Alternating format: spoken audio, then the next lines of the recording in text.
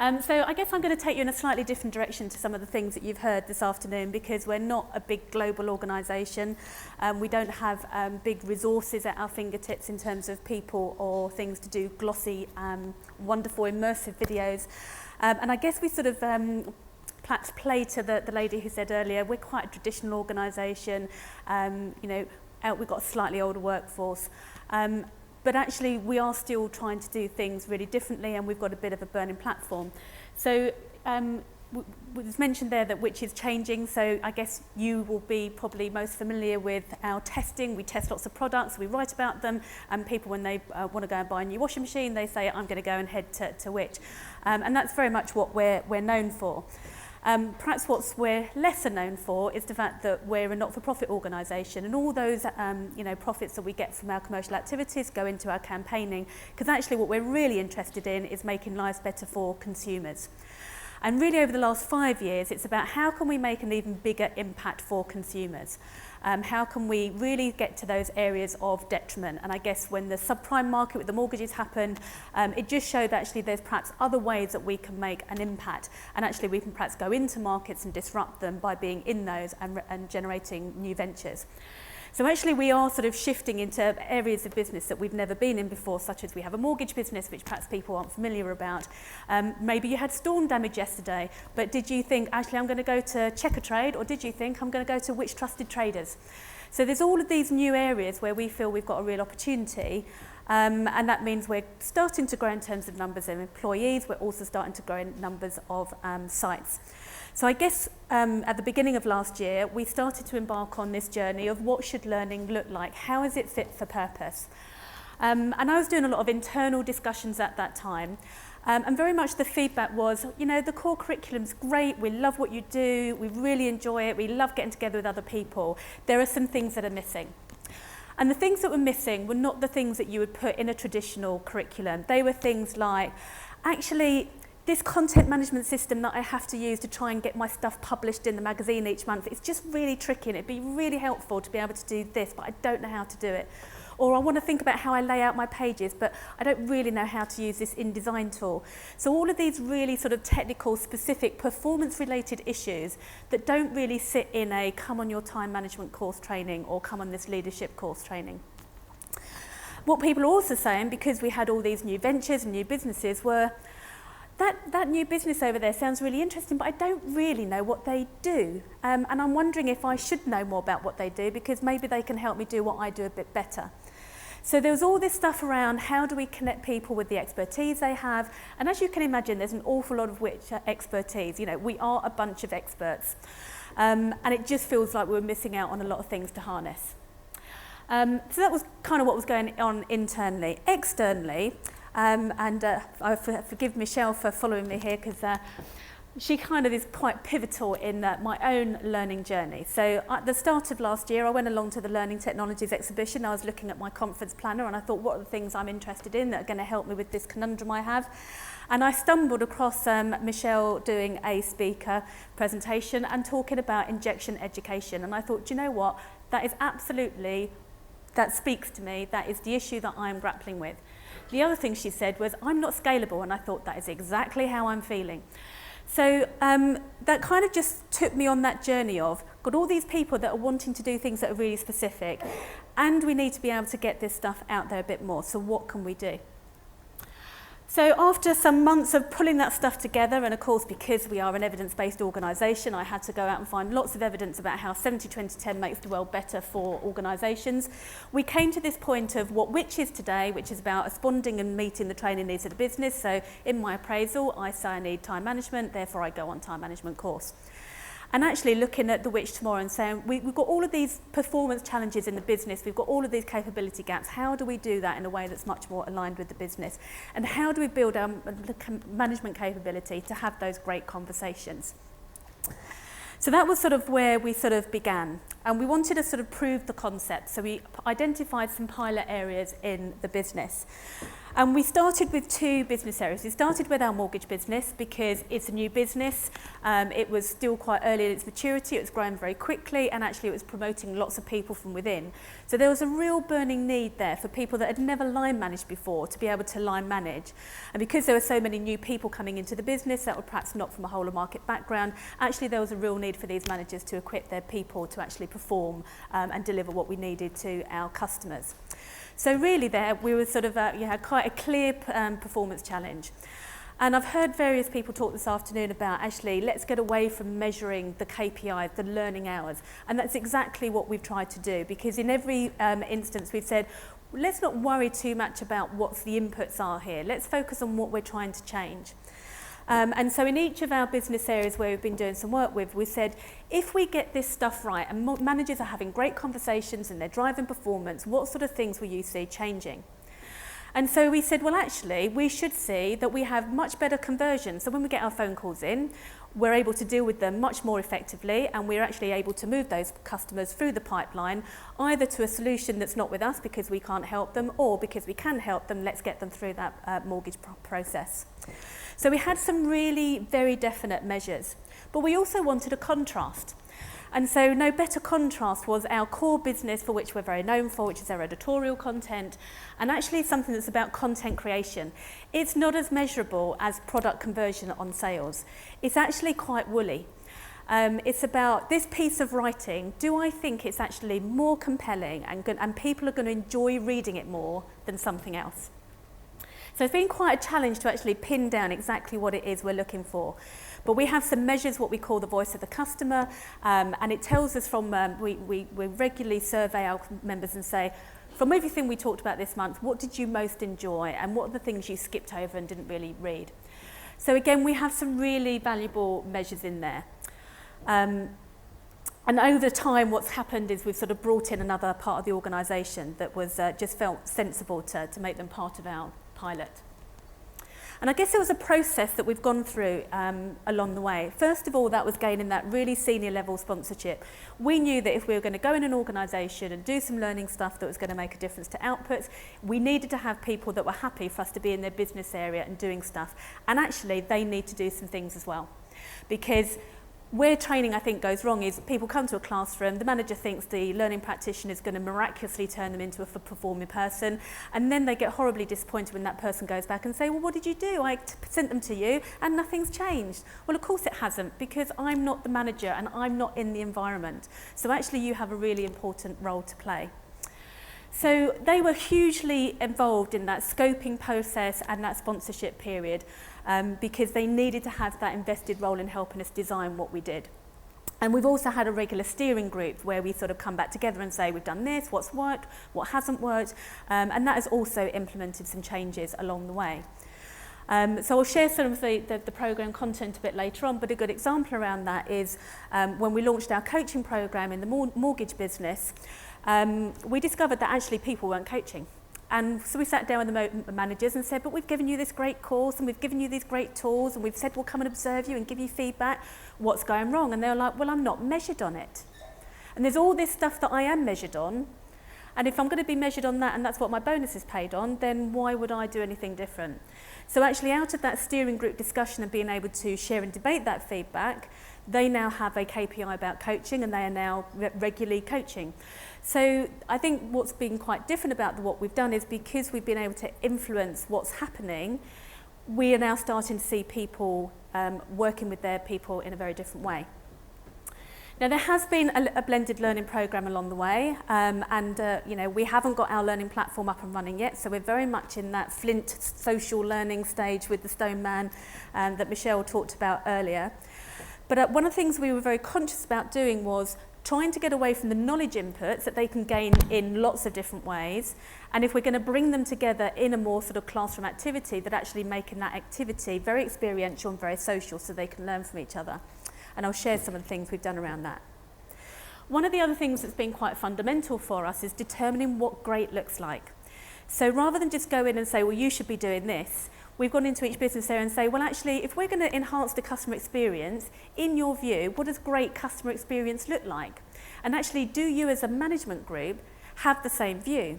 Because if you're going to be going off and coaching your performers and listening to their calls, if you all think great is something different, actually how does that help us? So that's been a really key part of everything that we've done, and again has really been a great example of that social collaboration piece.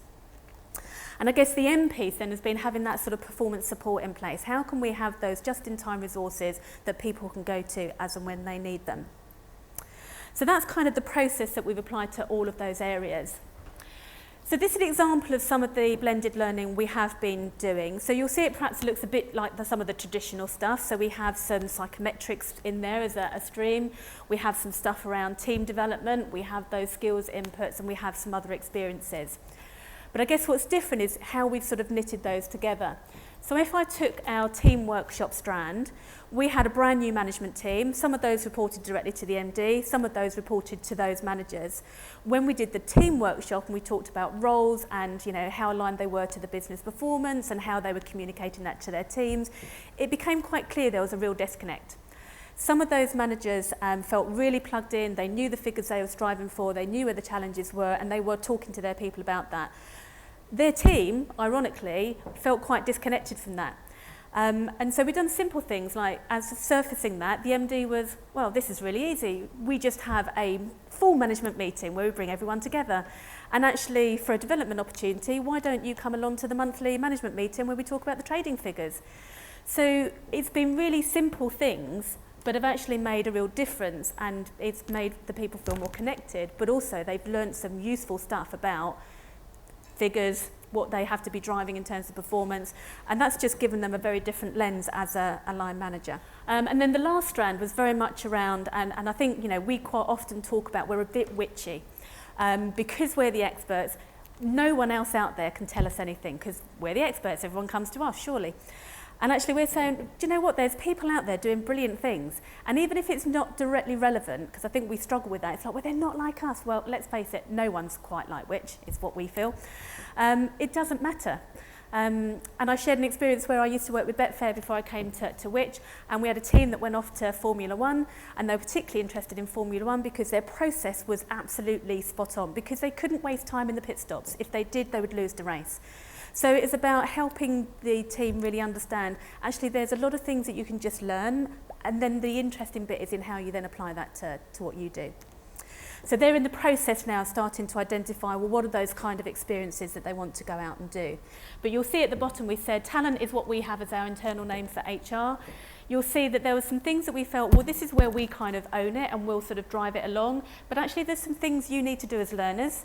And there's some things that you, Mr. Line Manager, Miss Line Manager, have to do. And actually there's some things that all of us should be engaging with along the way. So it's very much this jointly owned way of doing learning.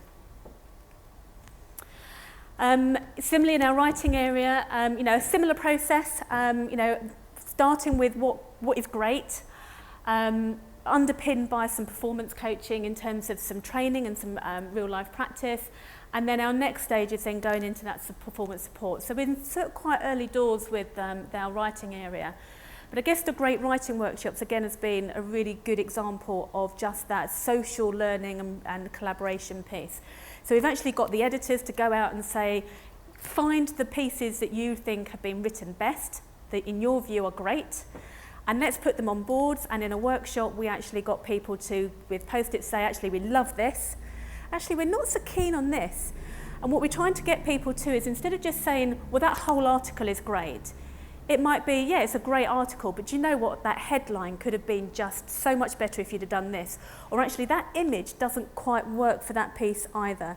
So it's really trying to say, look, we are really good at what we do. How can we inch it to be fantastic and really sort of grow and develop and enhance all the time, rather than, well, we've got this nailed, this is great, we don't need to do anything. So say still early on in that journey, but that's been a complete revelation. And it took us about 6 or 7 months of ongoing sponsorship meetings to convince them that actually there's some things we can add value to here.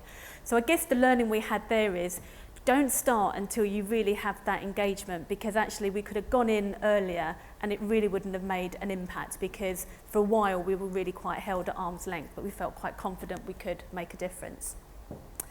So this is the next iteration for us. So all of that stuff has been happening in the 70-20-10 way, but in a very manual way for us as an organisation.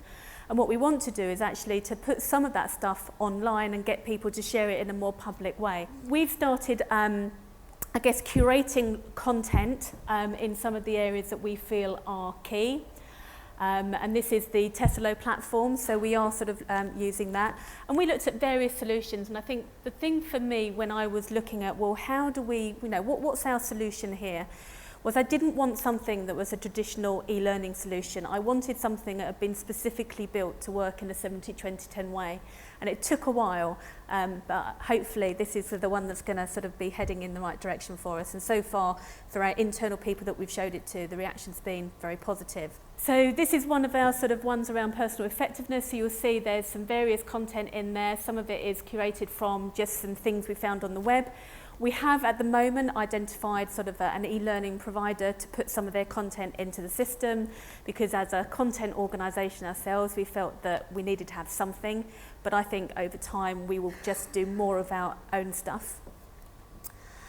And we very much feel that the learning paths, which is really how we've been running our programmes, are going to be really helpful for us. And this is just an example of one of our coaching strands. So there's some things to read in there. I think there's some questionnaires. The motivation questionnaire is something for people to go and do with their teams. So you've got somebody in your team, you want to improve their performance. Actually, do you know what actually motivates that person? Go and have a conversation with them and then come along to the workshop. So it's really trying to do that blend between you've got a real life issue as a line manager and you've got this person you want to do something with. So actually let's use it as well as helping you learn some coaching skills along the way. And then as we go through, so number 7 is about an assignment. So people have to bring their people along and talk through what we have as some coaching diagnostics and really sort of help us understand what they're going to do with their person. And then there's some observations as we go through. So again, quite sort of a bit of social stuff, a bit of input in terms of the more formal stuff, and some of the actual, you now need to go away and do some things with real people. So that's how we've approached our programmes, and we've also been looking at, well, what else can we put out there that sort of is either something that can supplement what we've already done and be something people can go back to, or replace doing some of that knowledge stuff in the classroom itself. And one of the things that Michelle talked about earlier was make friends with your internal people. So I've been doing a lot of making friends over the last year. And one of the most useful friends I've come across is our video team. Obvious, we're a content provider. We have loads of stuff on YouTube. We're not using them from a learning and development perspective. So we felt that actually we needed to make some use of them. So this is what they built for our project management course. Most people feel a mix of emotions at this stage. What am I committing to? Suddenly, you feel a bit in the spotlight and visible. But you also think this could be a great opportunity to meet new people and learn new skills. What is a project? We manage all sorts of projects in and out of work, often without realising it's a project. A wedding, a family holiday, a DIY project. It's an activity too big for one person alone, needs to be thought through in advance, and needs to have a careful eye tracking progress. So hopefully that gives you a flavour of that. So we have 3 project management modules that sort of take you through the different stages of the project, and we have one of those that goes with each of those projects. We've also done some things that are slightly more low tech, but are perhaps personalised. So this is hot off the press. So the editing isn't quite perfect at the moment because the green screen didn't work, so we've had to reshoot it. So forgive the slightly odd hair for my colleague, which she's horrified by, but it will give you a flavour. Before we use any diagnostic tools as a performance coach, it's essential that we have a clear vision of what great looks like, and we need to ensure that our coachee understands that too. Once this has been achieved, our first diagnostic tool would be our KSB, knowledge, skills and behaviour. This model is based on the understanding that any job role has only 3 components: the things you need to know, the skills you need to have, and the behaviours and habits in line with the requirements of that particular role. And of course, each role has different combinations under each of those headings. The knowledge required to be a telephone advisor is very different to, say, a researcher writer, and the same goes for the skills and the behaviours. Let's use these two roles as examples. A performance coach observes their coachee's work and identifies where there are opportunities for development within the three categories. Is there a lack of knowledge? Does there need to be some skill building? Or does a behaviour need to change? This is the first stage of identifying where to focus our attention. So what we've done with these videos, and there's a number of these, is taken something that's quite perhaps a generic concept, but tried to really tailor it to which. Because one of the things we didn't like when we were looking at the various e-learning providers' content was that it was so off the shelf. It was very difficult for people to think about how they apply it in sort of our world. So we've really sort of tried to achieve that with these videos. So in terms of, is it making a difference? I'd like to say yes. So with some of those success measures, we've been able to show either a real increase or things that are sustained. And actually with our things like our customer satisfaction, our scores were really high. So actually the target was to sustain rather than actually increase.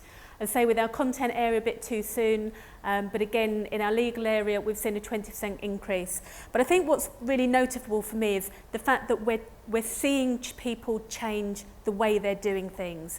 So when they're call listening now, they're no longer call listening for compliance. They're call listening with a view to, if I was a customer, would this be a great customer experience? And if you're a line manager listening with those ears, then the conversation you have on the back of that's going to be very different to the conversation you have with, actually you didn't do the data protection warning at the beginning of that call. So we're really starting to see those things translate into those bottom line scores through doing that sort of thing. So in terms of next steps, we are still curating some content for the pilot areas to get onto the platform, but we're sort of in a good place. We're in the process of finishing our initial suite of videos that we'll continue to add to over time. We're looking to roll out the Learning Exchange, which is what we've called our version of the platform, so it feels like quite an interactive way of being in January. And then just sort of then prove the concept, do that review and get that sort of approach of, well, what do we do with the rest of the organisation now? How do we apply that to some of our core curriculum that's still kind of running in a more traditional way in the rest of the business? Because that's going to be really informing our future strategy. But what we do know is that what underpins all of that stuff is great coaching conversations, and therefore there's a line management capability piece. And over to anyone who's got questions. So you said at the beginning you've got quite an old, possibly more mature, possibly more conservative workforce. But I noticed from your platform you're also looking at gamification. Do you think that's going to land well with them? And what do you intend to do with the points that people get? Yeah, so I think that's a really good question, and actually it's an ongoing debate in terms of will people like that and will people not, and I think it's going to be a real mix. Because I think because we're such a diverse organisation, I think we've got pockets that will really embrace that competitive spirit. So if I look at our mortgage business, well, ultimately, if you're on the phone selling mortgages, there is an element of, yes, we do it in a very rich way, and we look very carefully at our business model around how we do that selling piece, but ultimately, there's still salespeople, and that kind of thing gets them excited. But if you look at our editorial population, maybe it's a bit different. I mean, 12 months ago, if not less, we were still having conversations with them as to why on earth would we do a recruitment application for a writer on LinkedIn? Because we want them to do this 7-page application. And we're like, well, actually, 69% of people apply for a job on an app and on a mobile phone, and maybe you need to move away from that application form. So I think it is going to be a mix, but you'll see we changed the leaderboard to fast learners. The standard is My Reputation. We're not sure if that's the right name, but I guess we're going to experiment and see how it lands. But I see us running sort of short-term activities around, here's this program that we're rolling out for this month, the fastest learner gets Y. And we don't know what those solutions will be just yet, but it's definitely in our thinking of how we're going to optimise that.